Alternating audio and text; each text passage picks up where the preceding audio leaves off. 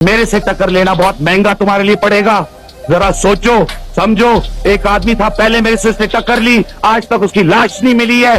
जरा कारकुनों को हाथ ना लगाओ, उनको तंग ना करो। इसलिए मैं वो ईसाई नहीं हूं या तुम्हारे जैसे हिंदू नहीं हूं कि एक तरफ से थप्पड़ मारो मैं कहूंगा दूसरी तरफ भी मार दो।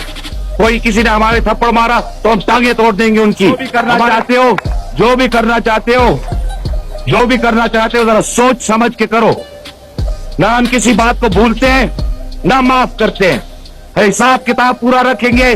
वो दिन चले गए तुम्हारे राज के दिन, उस वक्त जो तुम जुल्म करना चाहते थे पार्टी के साथ, जो तुम जुल्म, जो तुम नुकसान पार्टी को करना चाहते थे, पार्टी के कारकुनों को करना चाहते थे, तुम करते थे, तुम्हें को रोकने वाला नहीं था।